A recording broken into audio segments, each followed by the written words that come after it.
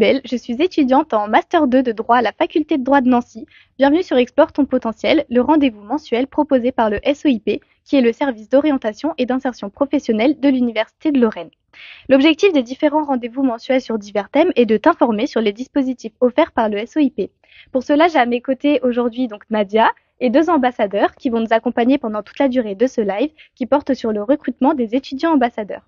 Nadia, peux-tu te présenter en quelques mots, s'il te plaît? Bonjour Cybèle, je m'appelle Nadia Perrard, je suis assistante en orientation et je travaille plus particulièrement sur la transition enseignement secondaire, enseignement supérieur et je fais partie de l'équipe projet L. L, donc je le rappelle, c'est l'accompagnement à l'intégration des lycéens dans l'enseignement supérieur et je suis la référente des étudiants ambassadeurs. Donc, la campagne de recrutement 2025-2026 est ouverte depuis quelques temps, n'est-ce pas? Oui, c'est parti pour la nouvelle promotion 2025-2026. Depuis 4 ans, c'est vrai, maintenant, on a la chance de pouvoir recruter au sein du SOIP et du projet L une trentaine d'étudiants, donc principalement des étudiants de deuxième ou de troisième année, mais de toute filière de l'Université de Lorraine, et qui vont composer l'équipe ambassadeur qui nous accompagnera tout au long de l'année. La mission, je rappelle rapidement la mission d'un étudiant ambassadeur, c'est d'aller apporter un témoignage sur la transition enseignement secondaire, enseignement supérieur, de témoigner donc de son propre parcours auprès des lycéens et surtout d'essayer de dédramatiser l'entrée dans le supérieur. Il participe également à de nombreuses manifestations que le SEIP organise tout au long de l'année. Il faut noter que les étudiants ambassadeurs sont une réelle plus-value pour le service SEIP, mais aussi pour les lycéens que l'on rencontre tout au long de l'année. C'est l'occasion pour eux de développer ou d'acquérir de nombreuses compétences. Alors, question pour nos deux ambassadeurs. Qu'est-ce que l'expérience d'étudiant ambassadeur, justement, vous a apporté? Alors, bonjour à tous, moi c'est Marie-Lou, je suis étudiante en Master 1 de psychologie sur Metz. Moi, ça fait 3 ans que je suis étudiante ambassadrice. J'ai acquis pas mal de nouvelles compétences grâce à ce job étudiant, enfin job d'ambassadeur à l'Université de Lorraine.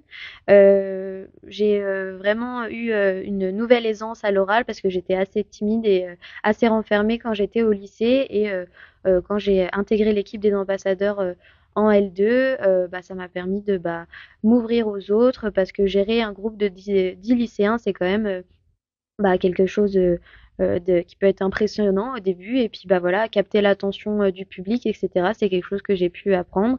Et pour mon futur métier de psychologue, gérer un groupe, c'est aussi une compétence qui est importante aussi pour mon futur métier. Voilà, la gestion de groupe, la gestion de lycéens, l'aisance à l'oral, c'est vraiment les deux compétences qui ont été les plus importantes pour moi pendant ce métier d'ambassadeur. C'est clair que Marie-Lou a raison. Je vais rebondir sur ce qu'elle a dit. Moi, je m'appelle Justin. Je suis en troisième année de médecine, du coup, sur Vendeuvre. Et c'est vrai que l'aisance, c'est un truc dans lequel les étudiants ambassadeurs sont beaucoup amenés à travailler. Parce que, comme elle a dit, on va passer devant des groupes d'élèves.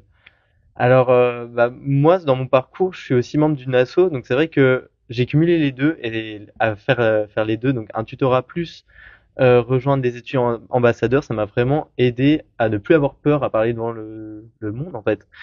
Et aussi, être étudiant ambassadeur, en fait, ça va être des missions que vous allez avoir en plus de vos études. Et pour moi, c'était vraiment une pause dans mes études.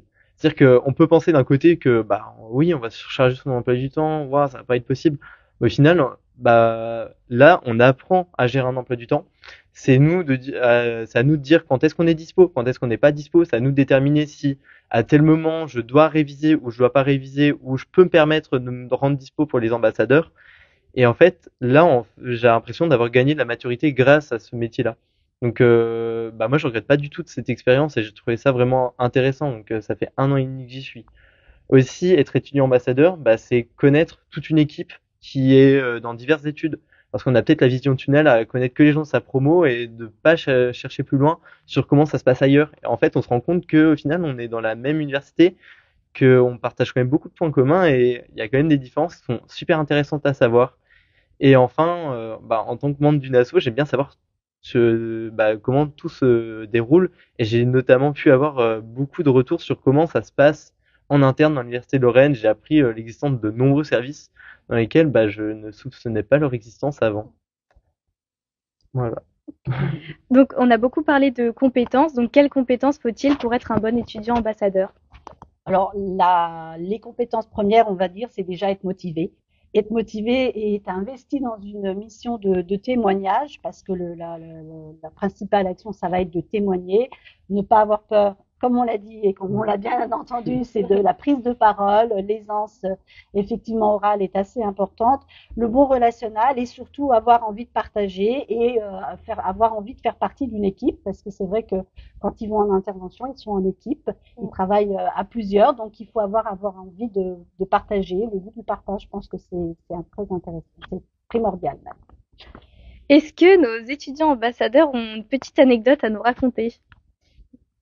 Moi j'ai envie de commencer. En fait, vous allez faire beaucoup de lycées si vous faites étudiant ambassadeur. Vous allez découvrir vraiment toute la région, vraiment toute la cabine Nancy-Metz. Donc c'est vraiment c'est super vaste et on n'a pas forcément les mêmes mentalités, etc. On voit qu'il y a des profils différents.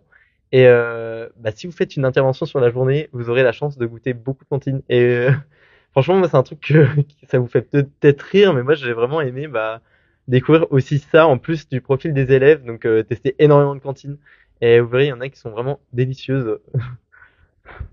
Je confirme. Et moi, j'ai eu l'occasion de retourner plusieurs fois dans mon ancien lycée, mais ça m'a fait plaisir de revoir mes profs, de revoir mes anciennes salles de classe, etc. Donc c'était des petits moments aussi nostalgie, mais ça m'a fait du bien de retourner voir mes anciens bancs scolaires, etc. Donc j'ai eu l'occasion d'y retourner quand même 3 fois en 3 ans, donc c'était pas mal. Et donc voilà, vous aurez peut-être l'occasion aussi, en tant qu'étudiant ambassadeur, de retourner dans votre lycée. Donc voilà, petite anecdote. Merci pour vos anecdotes. Donc, on espère vous avoir donné envie de postuler. Pour info, il y aura le lien pour candidater donc au poste d'étudiant ambassadeur en description de la vidéo. Et on va passer aux questions du live. Donc, première question pour Justin. Et est-ce que tu as réussi donc à concilier les études et justement l'emploi étudiant ambassadeur? Alors c'est vrai que ça peut paraître compliqué, c'est ce que je développais un petit peu au début. Là, c'est en fait apprendre à gérer un emploi du temps. Donc c'est vrai que au début du semestre, on peut se permettre de se rendre plus dispo parce que au final, les partiels sont encore loin, on s'organise comme on veut. Et c'est vrai que les périodes de fin de semestre, là, on se dit waouh, ça va être compliqué. Mais après, ce qui est bien dans le job d'étudiant ambassadeur, c'est à nous de donner nos dispos. Donc c'est à nous de dire quand est-ce qu'on est dispo ou pas et de s'organiser comme on veut. Donc en soi, être ambassadeur ne va pas être un frein pour vous. Il suffit d'être bien organisé. Enfin, c'est peut-être simpliste de dire comme ça, mais c'est un truc qu'on apprend et en fait, on apprend vraiment sur le tas à savoir là, je dois pas me mettre dispo parce que là, je dois réviser tel cours. Là, le lendemain, je pourrais. Là, tel cours, je l'ai déjà vu. Je vais me mettre dispo, etc. Marion? Pardon. Excuse-moi, je ne t'ai pas posé la question. Est-ce que tu te lasses des missions chaque année, vu que ça fait 3 ans que tu es ambassadrice? Est-ce que c'est un petit peu redondant ou pas du tout? Si ça fait 3 ans que je suis là, c'est que ça m'ennuie pas vraiment. Non, c'est pas redondant parce qu'on a quand même beaucoup de missions à faire. On n'intervient pas que dans les lycées et même dans les interventions dans les lycées, il y a plusieurs formats. Par exemple, on fait des jeux de plateau avec les lycéens. On fait effectivement des groupes avec les terminales. On intervient aussi dans les forums de l'orientation. Il y a différents types de forums. On utilise aussi des casques VR pour faire visiter les campus aux étudiants, enfin aux lycéens. J'ai eu l'occasion aussi de faire des interviews, ce live aujourd'hui. J'ai fait aussi une interview à la radio. Enfin, on fait une multitude de choses, multitude de missions en tant qu'ambassadeur et j'ai appris plein de choses et j'ai fait plein de choses en tant qu'ambassadrice. Et au bout de 3 ans, je m'en lasse toujours pas en tout cas. Moi, je rajoute juste une petite chose, c'est que l'équipe projet a vraiment à cœur à ce que l'emploi étudiant ambassadeur soit compatible avec ses études, parce que la priorité, ça reste les études, ça reste la réussite aux examens, ça reste la présence au cours, et vraiment, on tient à ce que les étudiants qui vont postuler sachent que ils ne travailleront avec nous qu'en fonction de leur disponibilité. Voilà, il n'y a pas d'impératif, il n'y a pas non plus d'obligation. Je veux dire, s'ils ne sont pas libres, ben voilà. C'est pour ça qu'on a une équipe de 30. On essaye d'avoir un maximum de personnes pour tourner, pour parier à ça.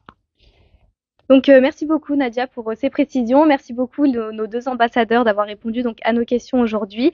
Pour conclure ce live, donc je te rappelle que l'adresse mail sera en description pour candidater. Et voilà, je remercie les étudiants qui ont suivi ce live. Un petit mot de fin. Bah oui, bah écoutez, alors il ne vous reste plus qu'à Nous rejoindre. Merci, on se retrouve à la rentrée pour une nouvelle saison de live. Bonnes vacances à tous. Bonnes vacances.